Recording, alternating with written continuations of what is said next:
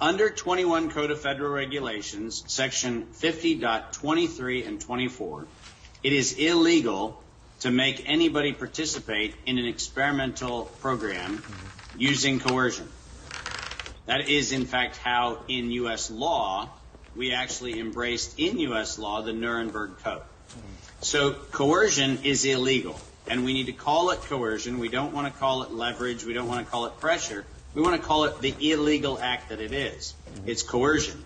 And that becomes important because under 18 U.S. Code, Section 2331 and then subsection 802, inside of the definition of domestic terrorism is any time a U.S. citizen or a government in the U.S. is forced to do something that it would not otherwise do. That's also not only coercion, but domestic terrorism.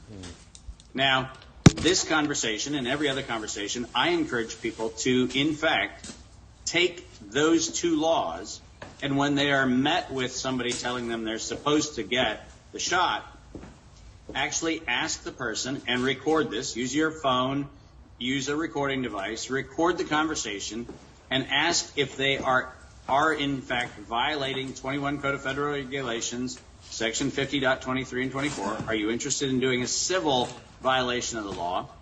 And if they say yes, they're cool with that, then say, are you willing to violate 18 U.S. Code Section 2331, which says that it is illegal to coerce a population, and that is a felony, and the felony has a 99-year prison term with it. Wow.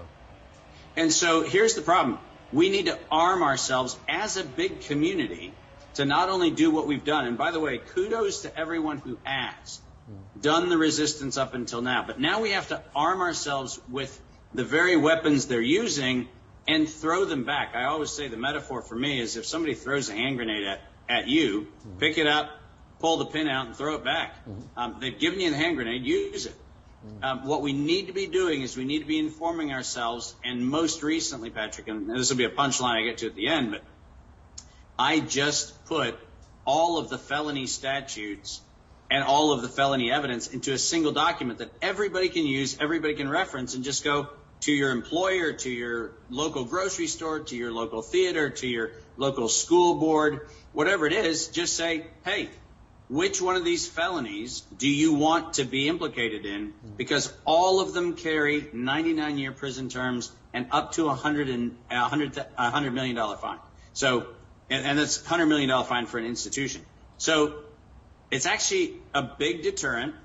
And as we have been manipulated and coerced as a population, we now need to actually take the offensive position and say, stand up, be informed, and provide the 8 felony counts that you can ask any employer, any business, anybody who's trying to push the mandate, which one of these felonies do you want to now be liable for?